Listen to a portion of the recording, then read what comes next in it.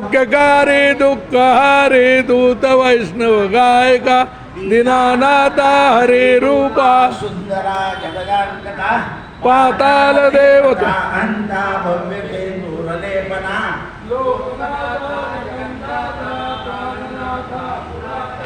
पुण्यवंता पुण्यशीला गजानने उचली बाहू आवेशे लोटना पुढे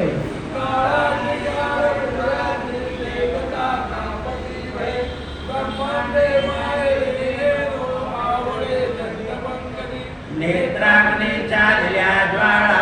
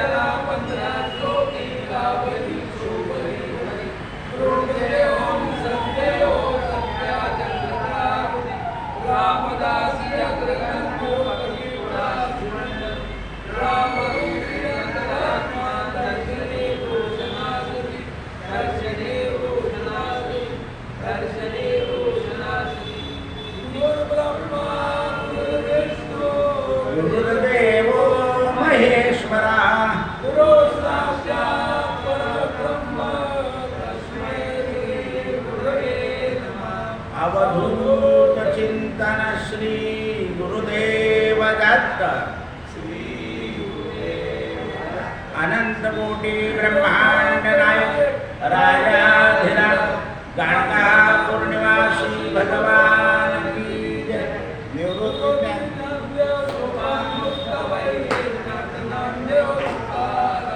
निवृत्त ज्ञानदेव सोपान मुक्ताबाई एकनाथ नामदेव तुकाराम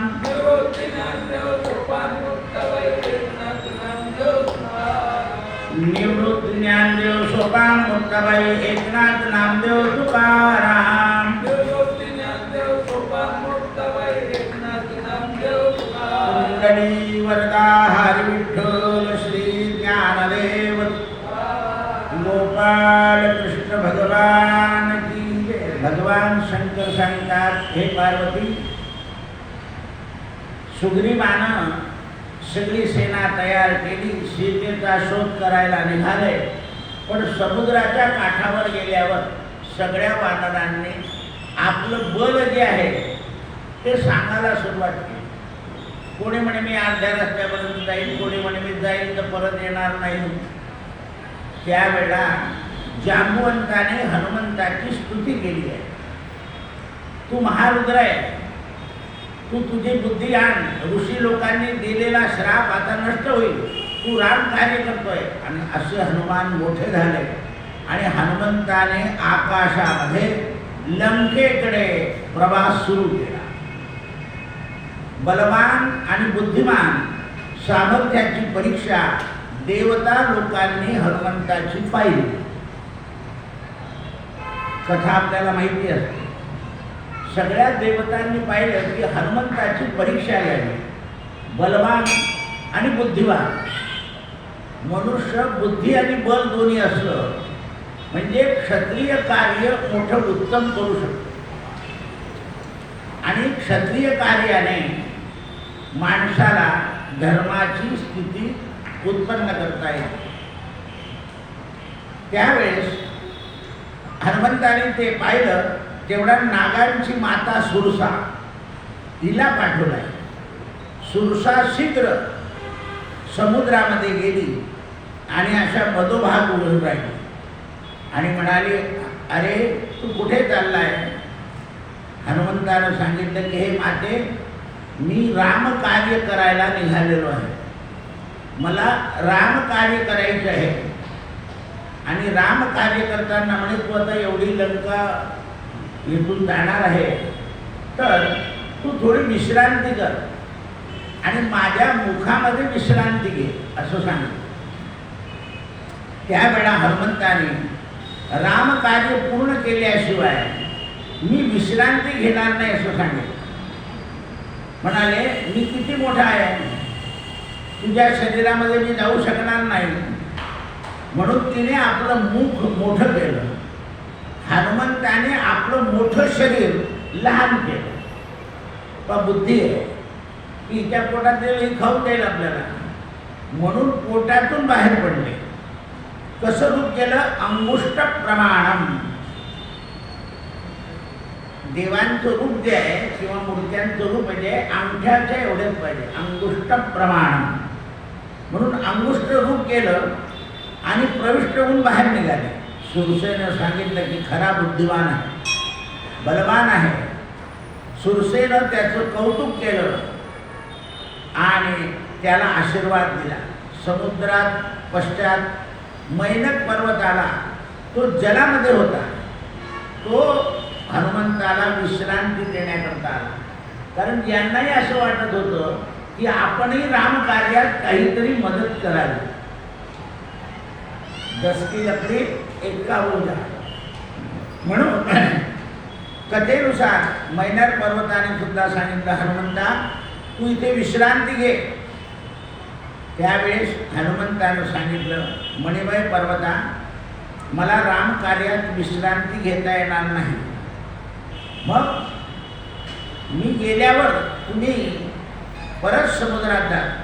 मैना पर्वतानं हनुमंताला इकडे तिकडे पाहिलं आणि म्हणे, अरे अमृतासारखे फळं माझ्याकडे आहे, ते फळ खा आणि मग सुखाने प्रवेश कर.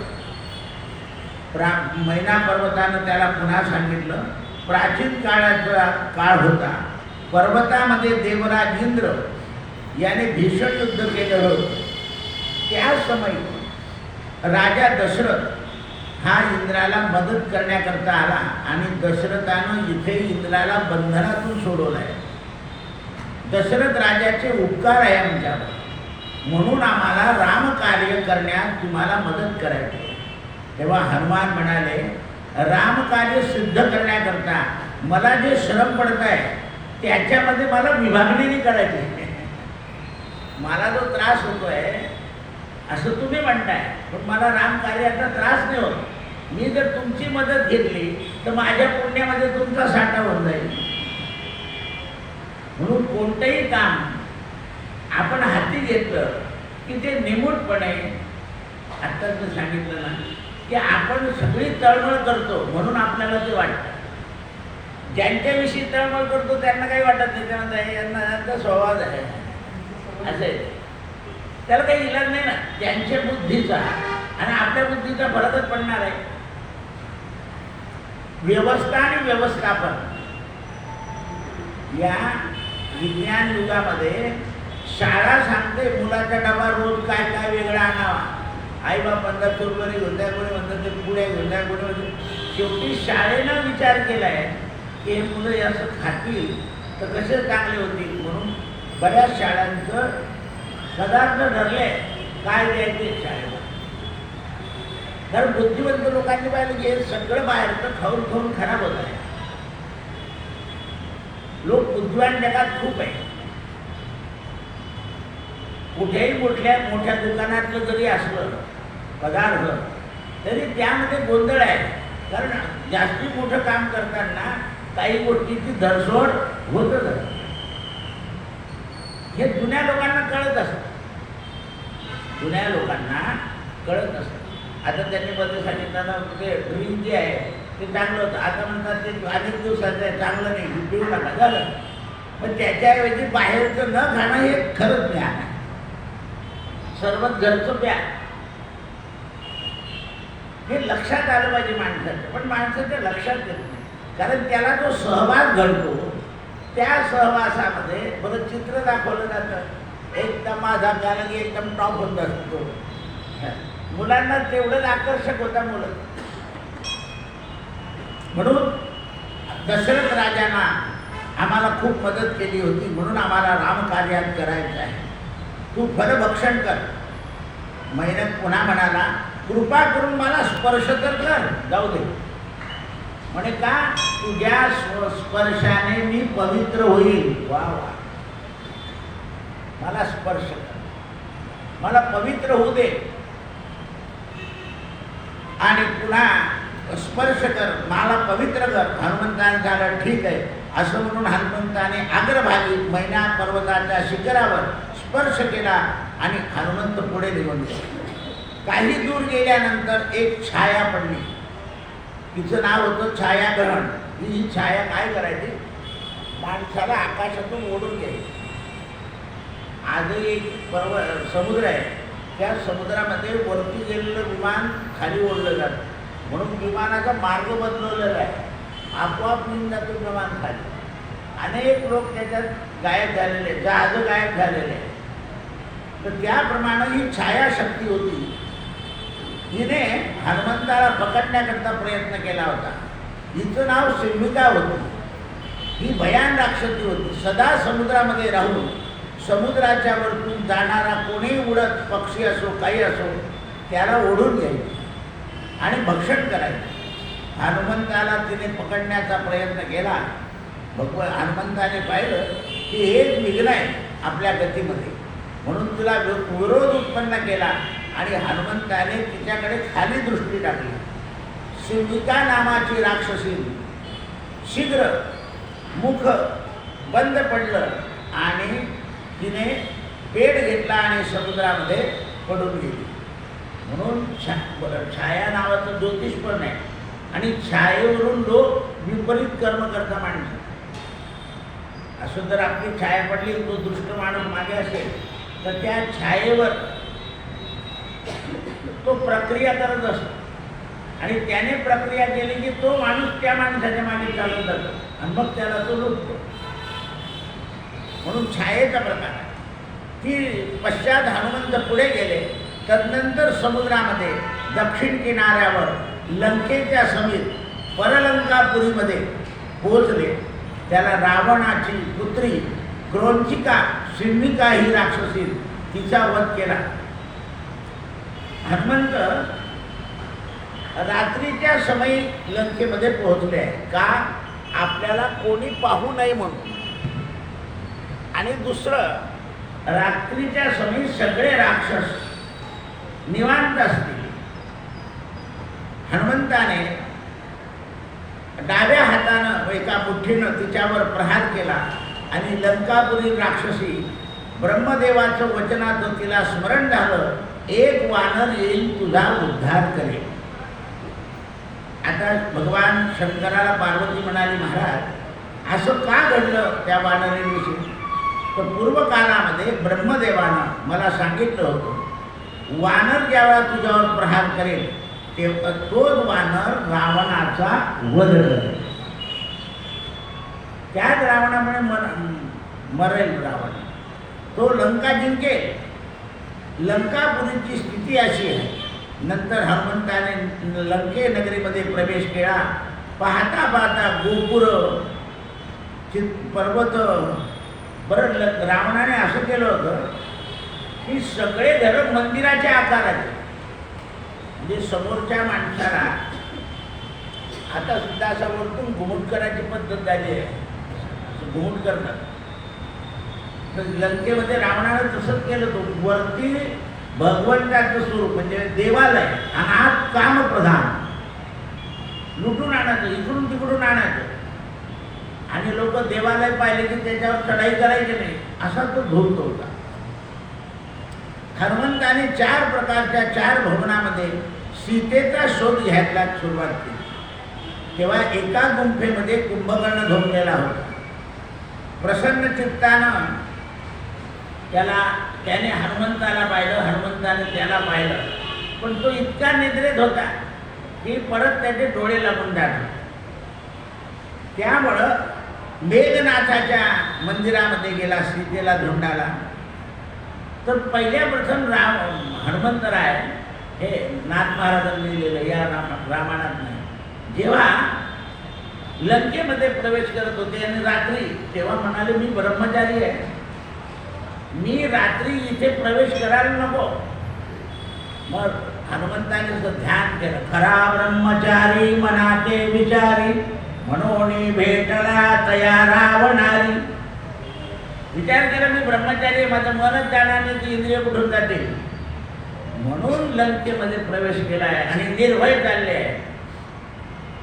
अशा प्रकारे सगळ्या गल्या बाजार चौहाटा हनुमंत पाहताय, पण कुठेही सीता दिसत नाही आहे. शांत चित्तावाल्या विभीषणांच्या घरामध्ये प्रवेश केला आहे.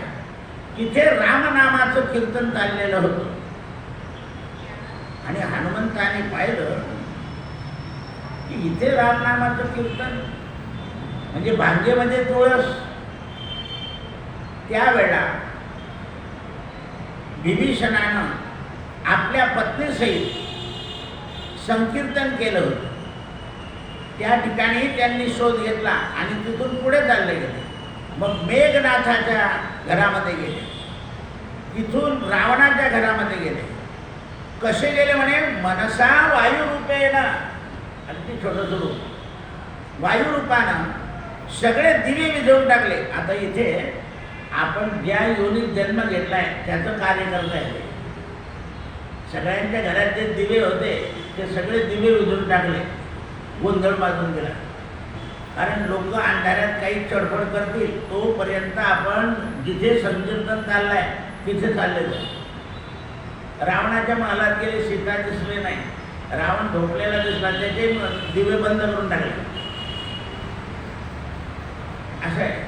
आताही लोक बा चोरी करताना बंद करून टाकतात CCTV आणि मग चोऱ्या करतात. कारण चोरी करणाऱ्याला आपल्यापेक्षा जास्त अक्कल असते आणि तो त्याच्यात प्रवीण असतो, त्याला ते बाजू ताबडतोब जमून टाकतो.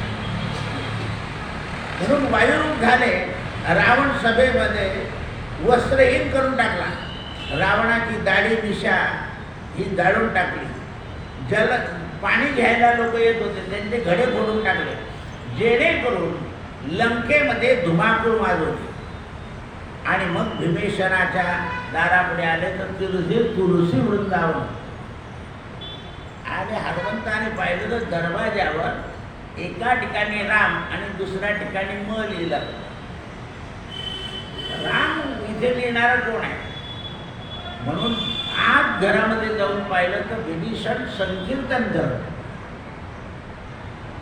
2 भगवत भक्तांची भेट झाली. कपाळी गोपीचंदनाचा टिळा, त्याच्यावर लाल गंध लावलेल्या विभीषणानं विचारलं आपण कोण आहात. म्हणे रामदूत. कशाला आले. राम कार्य करायला. काय कार्य आहे. सीतेचा शोध. म्हणे अशोकवनात अशा अशा ठिकाणी आईसाहेब आहे, आपण शोध करावा. विभीषणाच्या मनात भय नव्हतं की हा गेल्यानंतर आपल्याला काय होईल.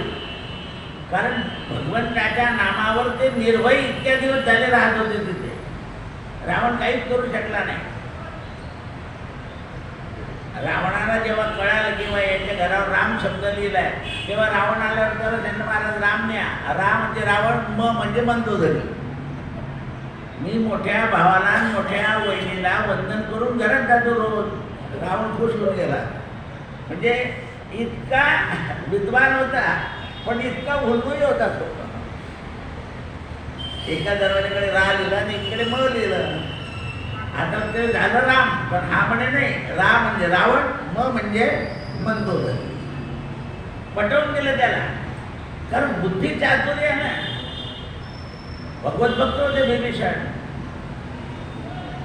संकटाच्या वेळेस बुद्धी चातुर्याचा उपयोग करून जीवन जगणं हा क्षत्रियाचा धर्म आहे.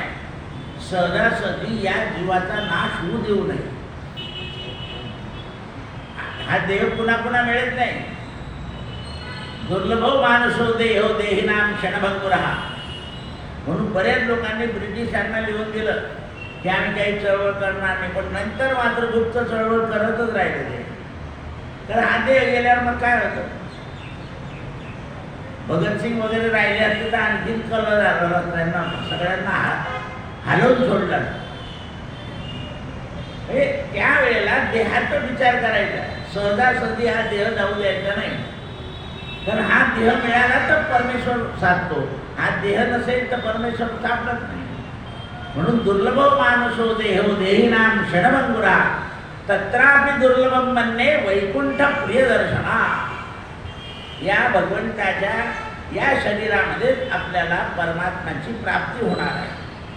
म्हणून त्यावेळेस हनुमंताने विचारलंय की अशोकवनाचा रस्ता, तेव्हा विभीषणानं रस्ता दाखवलाय. हनुमंताने त्याला सांगितलं तू माझ्याबरोबर चाल, मी तुला दिसेल, बाकी त्यांना दिसणार नाही.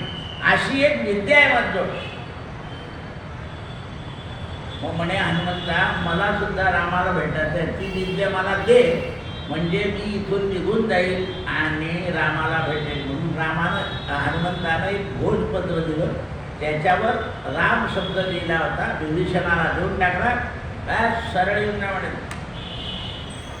म्हणे मी राक्षस आहे, कपट रूपाने येणार नाही. यांना कावळा, घार, पोपट काही बनता येत होतं. हे ताबडतोब रूप घ्यायचे आणि सगळा हे काढून आणायचं. याला तोतिया म्हणतात. बरोबर तपास काढून आणतात. आपल्या भाषेमध्ये खबऱ्या म्हणतात. तो तपास करतो. तो मंदिरात जाऊन बसतो, लोकांच्या गोष्टी ऐकतो, पाहून कसं काय घडलं तुमच्या गावात, असा काय गुन्हा, मग तो त्याचे बहुत खराब होते. तो बरोबर विचारतो त्यांना. आणि आपले लोक सांगतात काय, त्यांना काही माहीत नसतं, खरं सांगून टाकतं आणि बरोबर तपासतात. त्याप्रमाणे हनुमंत कोणालाच दिसत नव्हते, फक्त विभीषणाला दिसत होते. आणि विभीषणानं रस्ता दाखवलेला. पार्वतीने विचारलं महाराज, राक्षस काही जाणणारी मंदोदरी सीते समान कशी दिसत होती? मी असं ऐकलंय की संसारातल्या सगळ्या स्त्रियांपेक्षा सीता आणि मंदोदरी यांच्यामध्ये अंश जास्त होता. भगवान शंकर म्हणाले, हे देवी, याचं कारण ऐकते. भगवान विष्णूनं सीतेला निर्माण करताना विष्णूनं पूर्वकाळामध्ये मंदोदरीची प्रकल्पना केलेली होती. एकदा एका वरातीत रावणाची माता कैकैसा हिला दुःख झालं आणि ती रावणाला म्हणाली, अरे मला शिवलिंगाची नित्यपूजा करायची आहे. आज शेषाचा उच्छ्वास चाललेला आहे, दिवसेंदिवस पृथ्वी रसातळात जाते आहे, तर तू मला शंकराची आत्मलिंग प्रदान करून दे, म्हणजे जेणेकरून मी तुझ्याकरता शंकराची पूजा करत राहील. पण इतकं शंकराची पूजा करत होते, रावण चुकीचं वागत होता. आपण तुम्ही शंकराची पूजा करतो पण चांगलं सुधरत नाही ना, छल कपट खोटं सगळं करतो. तर ते केल्यामुळे फळ मिळत नाही. काही लोक म्हणतात इतके सोमवार केले, तितकी पूजा केली, अमुक केलं, ढमुक केलं नाही. ते गुण जे आहे ते त्यागल्याशिवाय त्याची फलश्रुती मिळत नाही कोणत्याही गोष्टी. आपल्या अंगी सद्गुण आणि एवढंच नाही तर दैवी गुण आले पाहिजे. आणि जेव्हा दैवी गुण येतात तेव्हा आपल्याला या ईश्वर भक्तीचा अनुभव येतो. जोपर्यंत दैवी गुण येत नाही तोपर्यंत ईश्वर भक्तीचा अनुभव आपल्याला येतो. म्हणून माणसामध्ये दैवी गुण वाढले पाहिजे. त्यावेळा रावण म्हणाला, हे प्रभू मला 2 वर द्या. एका वरानं माझी माता तिने नित्य आत्मलिंगाची पूजा केली पाहिजे आणि पार्वती रूपाची पत्नी मला प्रदान करा. हे पहा, आणि लोक म्हणतात तो कुशात सांगतो पार्वती रूपाची पत्नी पाहिजे म्हणे, कारण पार्वती अति सुंदर होती. स्त्रियांची कल्पनाच अशी आहे, आपल्या बुद्धीमध्ये जेवढ्या स्त्रिया पाहिल्या आहेत त्याच्यापेक्षा जर वेगळी दिसली तर तीच पाहिजे होती, आणि त्याच्यापेक्षा आणखी वेगळी दिसली तर ही लोक तीच पाहिजे होती. हा सिद्धांत आहे. म्हणून जगात तर सुंदराहून जर वरचढ खूप असणार. आपल्याकडे तर प्रांतवार आहे, रंग रूप जेणं नाक कान डोळे हॅट पणा असे गेले तर पंजाबकडे गेलं तर धेप्पाड स्त्री आहे, काही ठिकाणी गेले तर नाकावरून ट्रॅक्टर गेलाय. कसे तर याकरता हा शंकराकडे गेला आणि शंकराकडे स्वतः पार्वती सारखी स्त्री पाहिजे म्हणे. आता ही त्याची बुद्धी फिरलेली होती. हे तेव्हा हे पार्वती रावणाचं वचन ऐकून त्याला मी आत्मलिंग दिलं आणि आत्मलिंगाबरोबर तुलाही दिलं, कारण लिंगाच्या खाली पार्वती असते, जी शाळुंका असते ना तिला पार्वती म्हणतात, आणि लिंग म्हणजे वर्तुळ. म्हणून महादेव आणि पार्वती हे सुटे सुट पाहिजे, मोकळे. आता अशा पंचमुखी मूर्त्या असतील तर त्याला मोकळं करता येत नाही, पण लिंग म्हणजे गोलाकार. म्हणून त्या ठिकाणी तू हे रावणा तुला लिंग देतोय, जाते समय भूमीवर ठेवायचं नाही, जर ठेवलं तर तुम्ही तिथेच निवास करेल असं रावणाला सांगितलं. देवी पार्वती तथा आत्मलिंग देऊन तो घेऊन निघाला. शंकरानं दिली आसनाखालची पार्वती सन्मान आणि त्याला काढला. त्या समयी भगवान विष्णूचं स्मरण पार्वती करत होती. भगवान विष्णूचं स्मरण पार्वती करत होती. त्यातलं भगवान विष्णूनं आपले अंगातलं चंदन जे आहे, भगवंताच्या अंगाला चंदन आहे, चंदन लेप जो लावला जातो त्याचं कारण आहे. चंदनांचं महत् पुण्यम पवित्रम पापशोषणम. त्याद्वारानं मंदोदरी नावाची एक सुंदर स्त्री निर्माण केली आणि ती मय दानवाला अर्पित केली भगवान विष्णूनं. हा मय म्हणजे तुमच्या वास्तुशास्त्राचा निर्मिता. हे सगळं दैत्यांकडून आलंय. वेदातले वचन वेगळे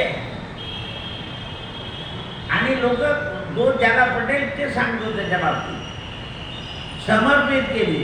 ते घेऊन मय दानव शीघ्र पाताळ स्त्री आपल्या श्रेष्ठ भवनाकडे निघाला. तदनंतर भगवान विष्णूने द्विजरूप धारण करून दशाननाला म्हणजे गणपतीला शिवानं कृत्रिम दुर्गा देऊन ठगवला आहे. पाताळामध्ये दानव राजा मय जो आहे त्याच्याकडे पार्वती झुकून ठेवली असं भगवान विष्णूनं त्यांना सांगितलं. तू स्वर्गलोकात भूलोकात तिला धुम, याच्यापेक्षा ती सुंदर आहे. शंकरानं आपल्याशी छळ केला म्हणून कृत्रिम दुर्गा सोडून देऊन पाताळ लोकामध्ये मय गेला. मयाजवळ गेला रावण आणि पर्वतराज पुत्री अत्यंत रमणीय पर्वतावर सुखानं परत आली. विप्रवेश धारण केले विष्णूनं कथन सत्य मानून दशानन पुन्हा तिथे आला आणि हसू लागला की मी मनोभावे चांगली तऱ्हानं जाणलं होतं. आपण ही कृत्रिम पार्वती मला देताय, वास्तविक पर्वतावर व रसतलामध्ये तिला का छिपवलं. अशा प्रकारे पार्वतीला मी घेऊन जाईल असं सांगून पार्वतीला शिवलिंग समर्पित केलं. रावण पाताळ लोकात गेला, तिथे उन्मुख झाला आणि मार्गामध्ये लघुशंकेकरता दशानन म्हणजे गणेशानं ते आत्मलिंग सांभाळण्याची कबूल केली. याला लघुशंका लागली. क्षणभरामध्ये यांनी त्याला 3 नारळ दिले की मी 3 वेळा हाक मारेल तुला, जर नाही आला तर मी खाली ठेवून देईल. इकडे रावणानं परत येण्यास वेळ लागला.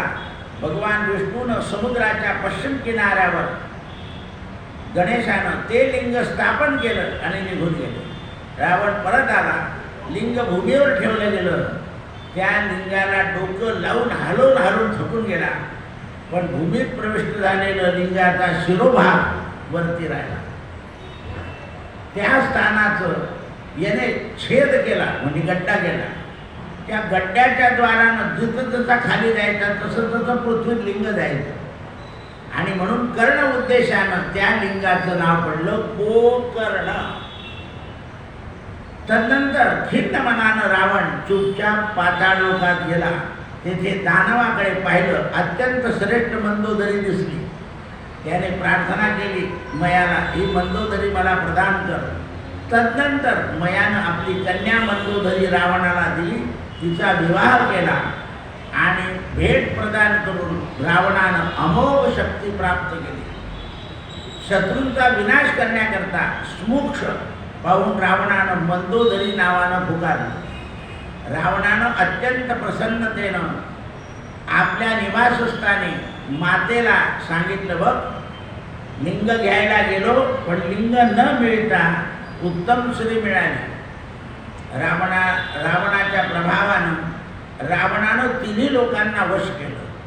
लंकेचं राज्य प्राप्त करत होता, पण लंकेमध्ये हनुमान आल्याबरोबर रावणाचं बलच नष्ट होतं. जितेंद्रियम बुद्धिमतां वरिष्ठम. बुद्धिमान मनुष्य तिथे गेल्यामुळे त्या स्वरूपाची स्थिती जाणली. रावण अत्यंत विलंब करू लागला. त्यावेळेस त्याला हनुमंताने आपल्या अनेक लीला दाखवल्या आहेत आणि अनेक लीलाच्या योगानं स्वरूपाचं अनुभव आलं. मग हनुमंतराय अशोकवनात गेले. अनेक प्रकारचे वृक्ष सुशोभित असं वन पाहिलं. आता या ठिकाणी सीतेला ठेवण्याचं कारण काय होतं, तर या अशोकाचं झाड जे आहे, अशोकस्य शोकनाशना, हे शोकाला दूर करतं, म्हणजे शोक होऊ देत नाही. म्हणून त्या अशोक वृक्षाच्या खाली सीतेला मुद्दाम ठेवलं, म्हणजे बा तिला दुःख व्हायला नको. दुःख नाही झालं म्हणजे आपल्याला अनुकूल होईल असा रावणाचा विचार होता. पण त्या ठिकाणी सीता अशोकवनामध्ये बसून रामाचं चिंतन करीत होती. त्यामुळे तिला प्रसन्नता आणि अप्रसन्नता आली नाही. जो ईश्वराचं चिंतन करतो त्याला प्रसन्नता आणि अप्रसन्नतेचा प्रश्नच राहत नाही, कारण तो सदोदित प्रसन्न असतो. प्रसन्न वदनम ध्याये सर्व विघ्नोपशांत. सगळ्या विघ्नांना शांत करतो तो भगवंताच्या नावाने. म्हणून रावणाच्या समीप झोपलेली मंदोदरी हनुमंतानं पाहिलेली होती. पुन्हा सीतेच्या तपासामध्ये आले. अशोकवनामध्ये आईसाहेब सतीसुद्धा तशाच दिसल्या, कारण दोन्ही भगवान विष्णूच्या शरीरातून निघालेले आहे, शक्ती आहे.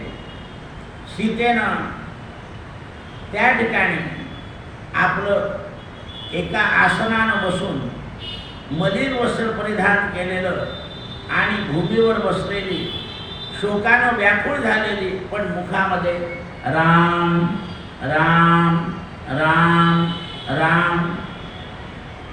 त्यावेळेस शिंपा वृक्षाच्या शाखाच्या अग्रभागी पल्लवांमध्ये लपून बसले होते हनुमंत. यांनी पाहिलं की आईच्या अंगावर काही अलंकार नाही आहे. त्यावेळेस आता काय करावं, सुग्रीवानं मात्र त्यांना सांगितलं होतं की तू सगळं धुवून.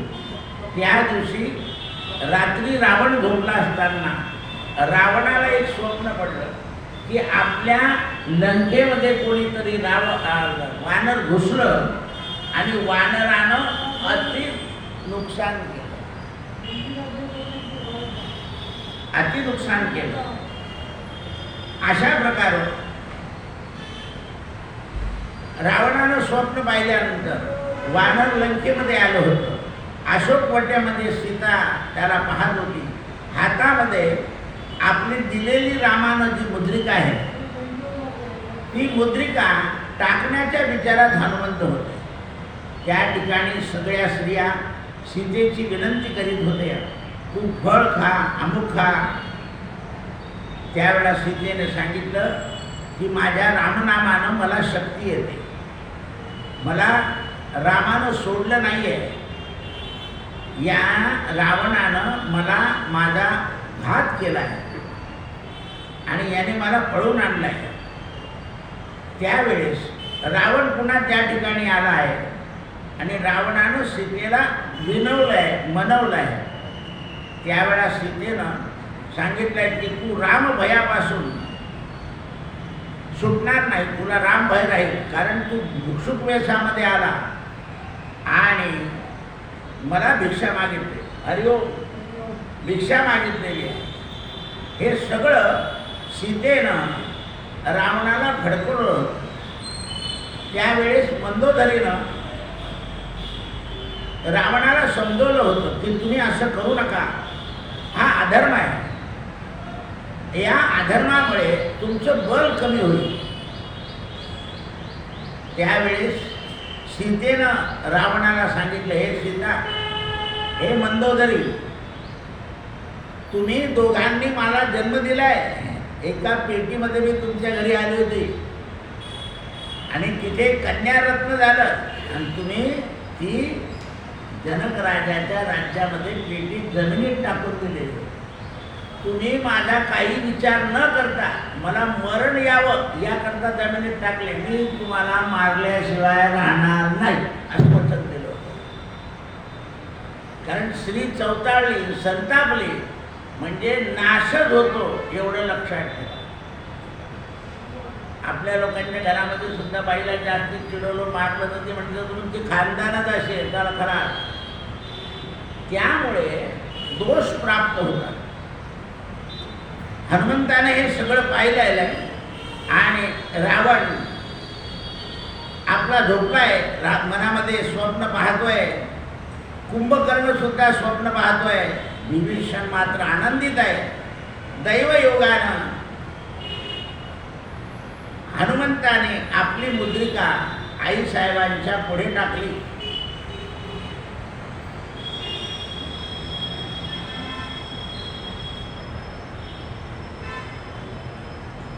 सीतेनं ती मुद्रिका उचलली आणि मर्मस्थळाला लावली. त्यावेळेस हा मुद्रिका टाकणारा कोण आहे, तो ज्या रूपात असेल त्या रूपात त्याने माझ्याजवळ यावं. त्या ठिकाणी त्रिजटा होती. ही विभीषणाची मुलगी होती. ही अतिशय सज्जन होती.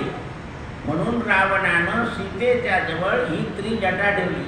आता त्रिजटा म्हणजे सत्व, रज आणि तम या तीन बुद्धीने युक्त असलेली राक्षसी आणि तिच्या रक्षणाकरता सीता म्हणजे शुद्ध बुद्धी. रामाच्या आरतीमध्ये निजबळे निज शक्ती सोडविली सीता, म्हणून येणे झाले अयोध्या रघुनाथा. मग काय झालं म्हणे अयोध्येमध्ये, आनंदे ओसांडे वैराग्य भरता, आरती घेऊन आली कौसल्या माता. आपण जर आपल्या शुद्ध बुद्धीला या त्रिजटातून सोडलं, सत्व, रज आणि तम, काम, क्रोध आणि मद, याच्यापासून जर सोडलं तर अहंकार रूपी रावण आपल्याला ग्रहण करू शकत नाही. आणि जर आपण या त्रिजटेतून आपल्या शुद्ध बुद्धीला सोडवलं तर रावणाची हिंमत नाही. राम आपली बुद्धी बरोबर त्याच्याकडे लावेल, सिद्धांत आहे. तदनंतर सीतेला विश्वास झाला. हनुमंताला खाली बोलवलं. हनुमंताने सीतेला वंदन केलं आणि विस्तारपूर्वक चित्रकूट पर्वतापासून तर ऋषवक पर्वतापर्यंतचा इतिहास सीतेच्या समोर ठेवला. तुम्ही कसे निघाले, काय निघाले, पंचवटीत काय घडलं, तुम्हाला रावणाने काय सांगितलं, सगळं इत्थंभूत सांगितलं. त्यामुळे सीतेची हनुमंतावर श्रद्धा बसली. सीतेनं सांगितलं की हनुमंता, आता तू जर जाशील तुझ्या गुरुला म्हणजे रामाला निरोप देशील माझा, पण जशी तिकडून मुद्रिका आली आहे तशी इकडून एक वस्तू घेऊन जा. म्हणजे काय, चूडामणी ज्या हनुमंताच्या हातात दिला. त्रिकुट पर्वतावर पूर्व काक जयंत ही जी घटना घडलेली होती त्यावेळेस मी मनोमन भगवतीची प्रार्थना केली होती. हनुमंताने सुद्धा विचार केला की स्वामी कार्य आपल्याला करायचं आहे, म्हणून जानकी मातेनं माता म्हणून नमस्कार केला आणि 3 प्रदक्षिणा केला सीतेला. जानकी म्हणाली, अरे तू मला माता समजतो, नेहो माता, तू इतक्या लांबून आलेला आहे, तू थकलाय. आईचं काम एक आहे, थकलेल्या मुलाच्या पोटात काहीतरी टाकणं. पण हल्लीच्या माया म्हणतात पुढे घेऊन येऊन खाऊन घे. त्यांना काही तसं टाकायची इच्छा राहिलेली नाही. सगळ्या घरात पुढ्यात पुढे आहे, असं आहे ते. कोणत्याही आईला आपल्या मुलाच्या पोटात टाकण्याचा आनंद आहे, कारण त्याच्या पोटात जाईल तर त्याला सुबुद्धी होईल. आईचं अन्न सुबुद्धी देत, भगिनीचं अन्न दया देत, पत्नीचं अन्न समता देतं. पण पत्नीमध्ये समता बुद्धी असली पाहिजे. म्हणून अन्नामध्ये अन्न तेच आहे, पण त्याच्या करण्यामध्ये जो गुण येतो त्याच्या हातात आहे. आता बघ तुम्हाला या बाजारात अन्न मिळतं, त्यांचा गुण काय आहे? पैसा घेणे. 5 रुपयाला एक पोळी आणि ताट वाढून दुसऱ्या पोळ्या पाहिजे असेल तर पैसे वाढव. पापड 10 रुपये. यांचा उद्देश काय असणार? तो दह्याची वाटी एक खाल्ली आणखी पाहिजे, पुन्हा 10 रुपये. यांचा हेतू तो नाही आहे. म्हणून हे मुलं पुण्यावरून शिकून आले की घरी आईला म्हणलं, आई मस्त स्वयंपाक कर, असं जेवू कणी, असं जेवू कणी. त्याचं कारण आहे ते अन्न. आईला, प्रत्येक आईला असं वाटतं की याच्या पोटात जावं, पण कलियुगामध्ये तसं राहिलं नाही. प्रत्येकाच्या हातामध्ये गुण आहे. म्हणून त्यावेळेस माता सीतेनं हनुमंताला सांगितलं की हनुमंता, तू इथले फळं खा. म्हणाले, माते आम्ही वानर आहोत, आम्हाला खालचं पडलेलं फळ खाण्याची सवय नाही. आम्ही आमच्या हाताने तोडतो आणि मग खातो. म्हणे नको, तू विध्वंस करशील. मग हनुमंत म्हणाले, खाली पडलेलं खाऊ? म्हणे हा. म्हणून शेपटीला आज्ञा दिली की हे झाड खाली कर. म्हणून शेपटी गेली, कडकड कडकड झोपलं झाड. हनुमान खायला लागले. दुसरीकडे शेपटी कडकड कडकड. आजूबाजूची सगळी जी भूमी होती झाडांची ती उद्ध्वस्त करून टाकली. का केली आहे? एकच झाड पाडायला पाहिजे होतं, 2-4 फळं खायची होती. नाही, त्याला कळायला पाहिजे की कोणीतरी आलाय, कोणीतरी आलाय आणि आता आपलं कार्याचं कार्य क्षण पूर्ण झालाय, आता नाशच हातात राहिलेला आहे, असं त्या रावणाला कळायला पाहिजे. तो चिडला पाहिजे.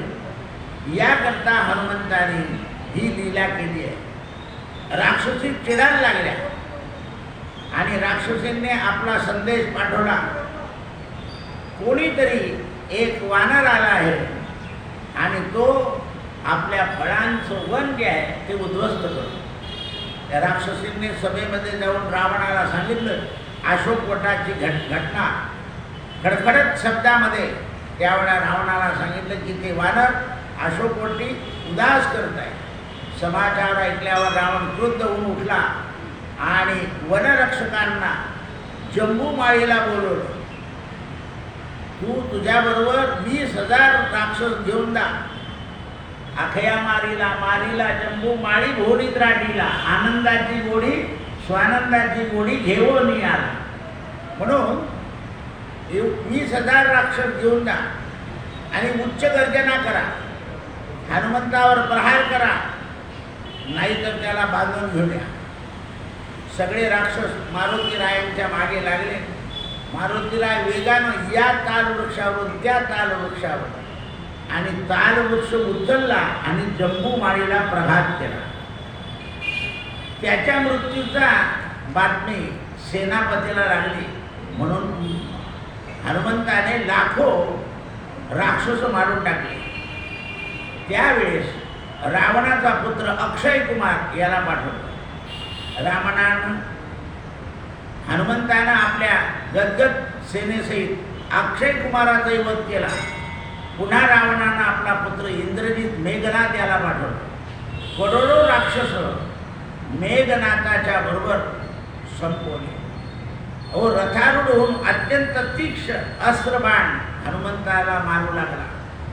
त्यावेळेला हनुमंतानं राक्षसी सेना मारल्यानंतर आपल्या पुच्छेला गोल घेराव गेला आणि एक क्षणामध्ये त्याला तेव्हा एक वृक्ष तोडला आणि मेघनाथावर प्रहार केला, त्याला छिन्नभिन्न केला. मेघनाथ एका गुंफेमध्ये लपला. ब्रह्मदेवांनी हनुमंताने प्रार्थना केली की महाराज आपलं ब्रह्मास्त्र माझ्याकडे पाठवा. लंकेमध्ये रावणाच्या जवळ मी गेलेलो आहे. त्यावेळेस ब्रह्माजीनं मेघनाथापाशी आले आणि त्याला समजून सांगितलं, तुझा बल पराक्रम आता चालायचं नाही. ब्रह्मास्त्र हनुमंताला बांधायला उपयोगाला येईल, पण त्याचं शरीर जाणार नाही. ब्रह्मदेवाचं वचन ऐकून मेघनाथ गुंफाच्या बाहेर आला आणि ब्रह्मास्त्र हनुमंताला बांधू लागले आणि रावणापाशी घेऊन गेला. तेव्हा रावणानं प्रशस्त हनुमंताला सांगितलं की तू कोण आहे, कुठून आला, तुला कोणी पाठवलं, खरं खरं सांग. हनुमान म्हणे, मी संपूर्ण रामाचा दूत आहे, माझा विस्तार म्हणजे माझे राम. हनुमंतानं रावणाला बरेच वेळा समजवलं, रावणा, अरे शत्रू भावना सोडून दे, शत्रू भावनेचा परित्याग कर आणि रामाला शरण येऊन रामाचं भजन कर. सीतारामाला वापस दे, बंधू बांधवासहित देवाला नमस्कार करायला ये, नाहीतर एक दिवशी तुझ्या लंकेचा पूर्ण नाश होईल. मारुती राय असं प्रकारचं वचन ऐकल्यावर रावण म्हणाला, तू देवतांना जिंकणार आहे का? बर, तुझं बल पौरुष पाहतो, याकरता व्यर्थ बोलू नको. तू ऐक, मी ब्रह्मदेवाला माझ्या घरी पंचांग सांगायला बोलवतो. तुझी काय लावली?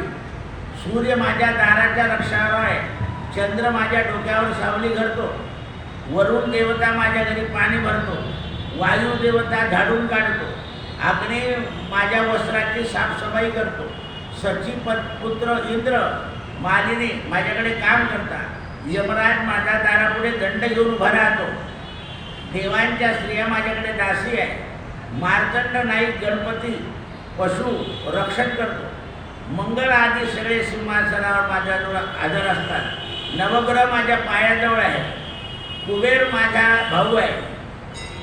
असा बकवास मोठ्या मोठ्याने करायला लागला. त्यावेळेस हनुमान म्हणाले, बोलण्यापेक्षा कृती कर, आणि जर कृती करत नसेल तर मला सांग कृती करायला. हनुमंतराय क्रोधात अग्निबाळ झाले आणि रावणानं दूतांना आज्ञा दिली, याची शेपूट कापून टाका. दूत निघाले शस्त्र घेऊन. हनुमंताने शेपटीला सांगितलं की जो दिसेल त्याला ठोक, चूर कर. हनुमंताचा एकही केस ढळला नाही. हनुमंत वीर होते. अशा प्रकारे हनुमंताने सगळ्या रावणांना, गावात फिरणाऱ्या लोकांनाही मारलं, पाणी भरणाऱ्यांचे घडे फोडले, जे काही त्यांचे प्रधान दूत होते त्यांच्यावरही शेपटीचा प्रहार झाला.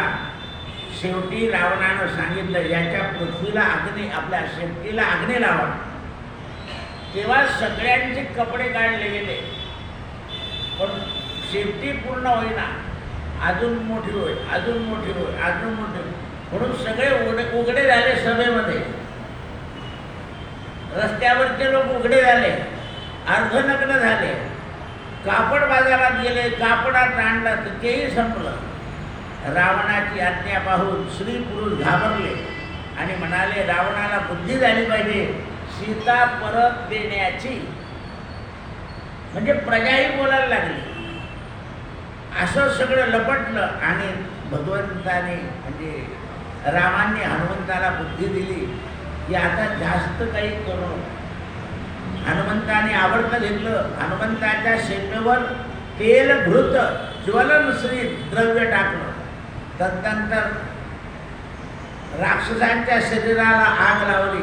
हनुमंताने रावणाच्या दाढीला आग लावली आणि सगळ्या लंकेमध्ये इकडे तिकडे फिरायला लागले. हनुमंताची पृच्छा प्रदीप्त दिसल्यानं रावणाला ज्वर आला. ज्वर आल्यानंतर रावण थरथर करायला लागला.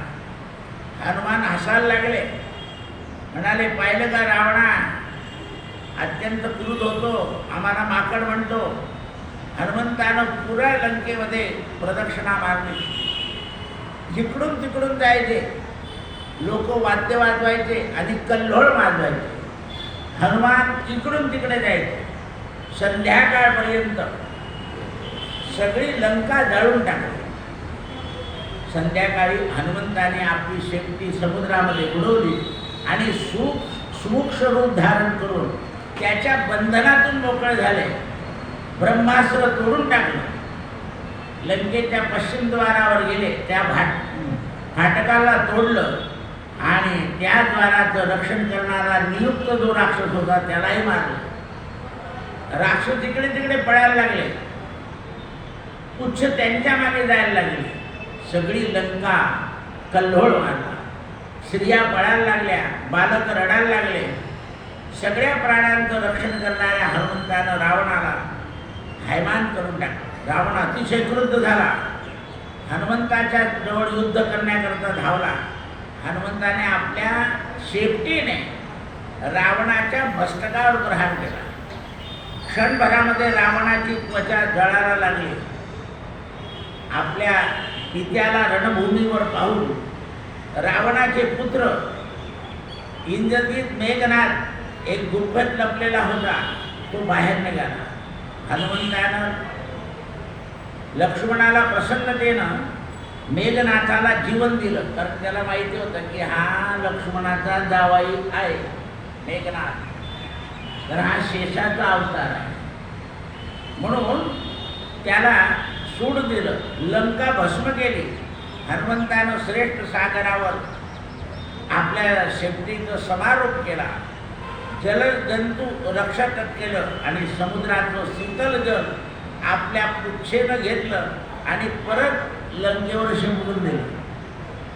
तदनंतर सगळी लंका शांत झाली. त्रिजटाला बाकीच्या राक्षसांनी सांगितलं की तुझ्या वानराने रावणाला अति त्रास दिला. रामाची निंदा होते. सीतेनं हनुमंताकडे पाहिलं आणि सांगितलं, हनुमंता, तू आता इथे काही राहू नको. मी तुला मणी दिला आहे, तो मणी घेऊन तू शांतपणाने आता इथे निघून जा. तू खूपच गोंधळ घातलाय, याच्याने रामाला त्रास होईल. रामाची माता कौशल्या दुःखी होईल, सुमित्रा दुःखी होईल, भरताची कैकेयी माता दुःखी होईल. भरताच्या वियोगानं, शत्रुघ्नाच्या वियोगानं, रामाच्या वियोगानं कोणतीही माता दुःखी होते आणि तुझ्या वियोगानं मी दुःखी होईल असं समजवलंय आईचं ज्ञान. कारण तुला आता या आगीत त्रास झाला. स्थावर जंगम जे आहे ते सगळं तुझ्या पित्याच्या मालकीचं आहे, म्हणजे रामाचं. तू आता काही करू नको.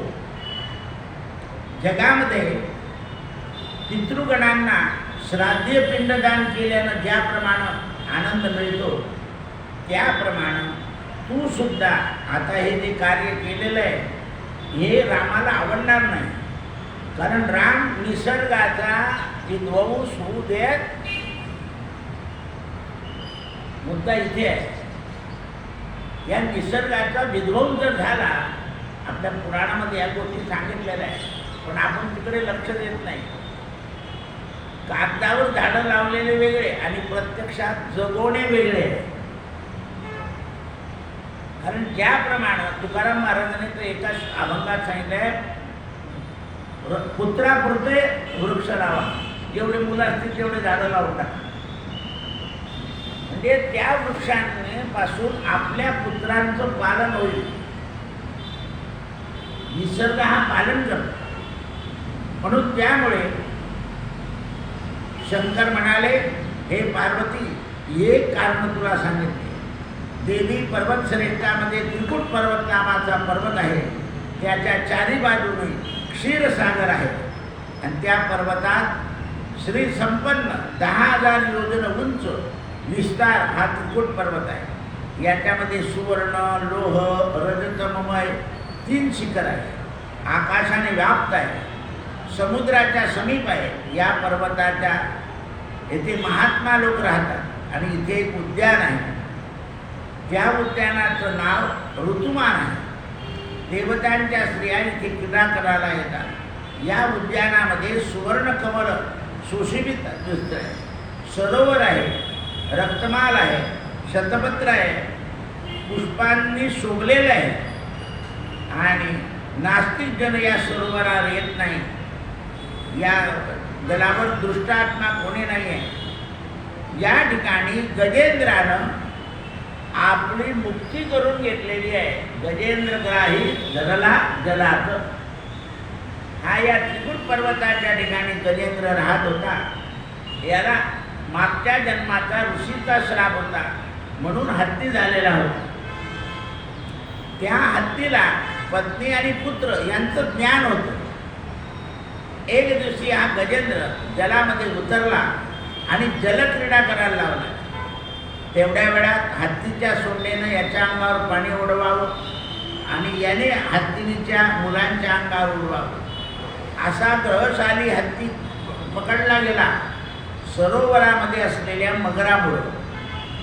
पण हत्तीचं मागच्या जन्माचं पुण्य असल्यामुळं हत्तीला अंतकाली प्रभूचं स्मरण झालं.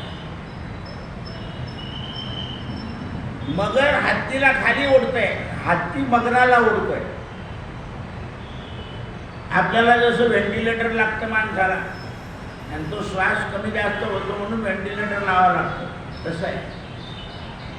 उसनवार प्राणवायू द्यावा लागतो, ऑक्सिजन द्यावा लागतो.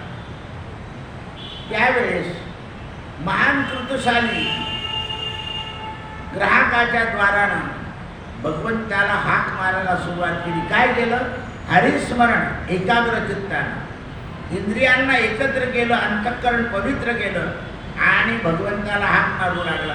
त्यावेळेला भगवान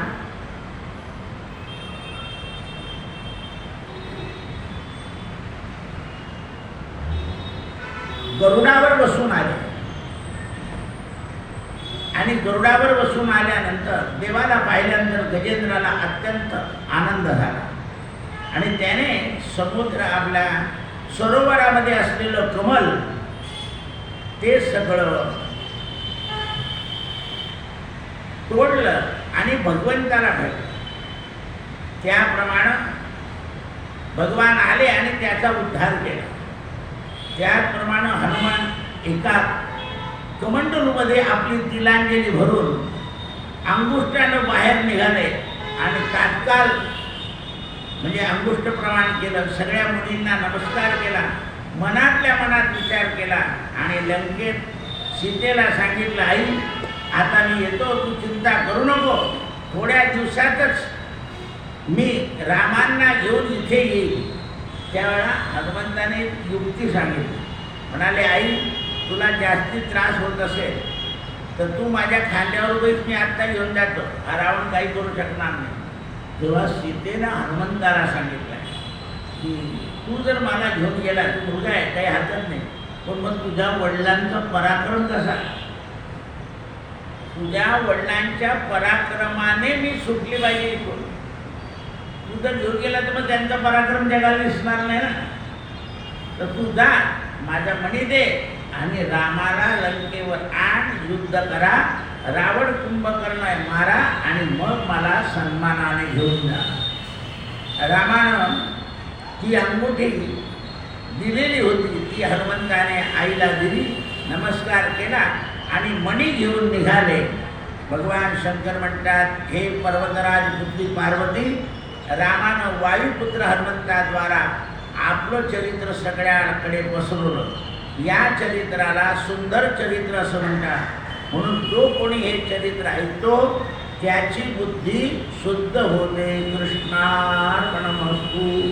हरे राम राम राम हरे हरे, हरे कृष्ण कृष्ण कृष्ण हरे राम राम राम हरे हरे, हरे कृष्ण कृष्ण कृष्ण हरे कुंडली वरदा